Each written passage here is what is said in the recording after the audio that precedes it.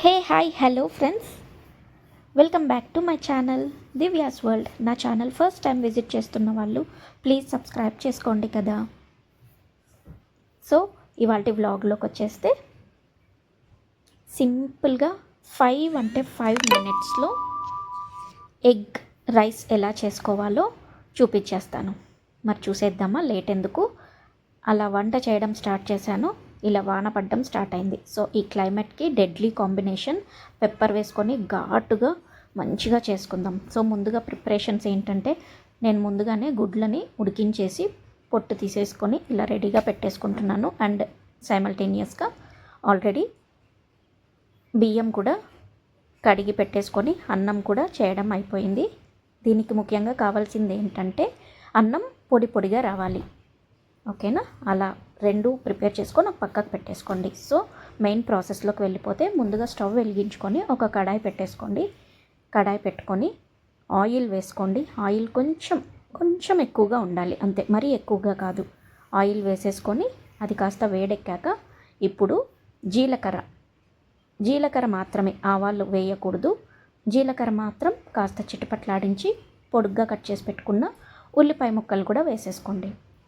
అవి కాస్త వేగనిచ్చి ఇప్పుడు పసుపు, తర్వాత జీలకర్ర ధనియాలు దంచుకున్న పొడి వేసుకోండి.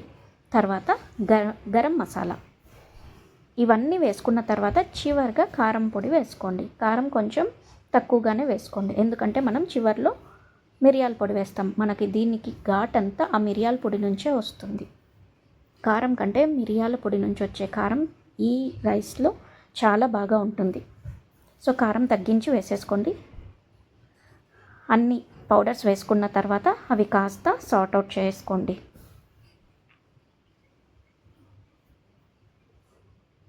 చేసుకున్న తర్వాత ఇప్పుడు గుడ్లను వేసుకొని బాగా, అంటే ఎక్కువ ఫోర్స్గా కాకుండా మెత్తగా, శుతి మెత్తంగా అలా కలుపుకొని మసాలాలన్నీ గుడ్లకు పట్టేలాగా కలుపుకోండి. ఇప్పుడు ఇదే టైంలో ముందుగా వండి పెట్టుకున్న పొడి పొడిగా ఉండే అన్నంని ఇందులో వేసేసుకొని పైకి కిందికి కలుపుకోండి. అలాగే ఇదే టైంలో ఈ అన్నంకి తగ్గట్టుగా ఉప్పుని కూడా అడ్జస్ట్ చేసుకొని వేసుకోండి. ఎక్కువ కాకూడదు, తక్కువ కాకూడదు. ఎందుకంటే ఈ కుక్ అవుతున్నప్పుడే మసాలాలన్నీ అడ్జస్ట్ అయిపోతే బాగుంటుంది. దించేసుకున్న తర్వాత మళ్ళీ అడ్జస్ట్ చేస్తే బాగోదు, ఏ వంటకైనా సరే. సో చూసారా, ఇలా మెల్లగా టాస్ చేసుకుంటూ చివరిగా ఇంకా స్టవ్ కట్టేస్తాము అన్నప్పుడు ఒక హాఫ్ స్పూన్ అప్పటికప్పుడు దంచి పెట్టుకున్న మిరియాల పొడిని పైనుంచి ఇలా చల్లుకొని మళ్ళొక్కసారి give it a good mix. అంతే, చూసారా. దీన్ని మీరు కావాలి అనుకుంటే కొత్తిమీరతో గార్నిష్ చేసుకుంటే సరిపోతుంది.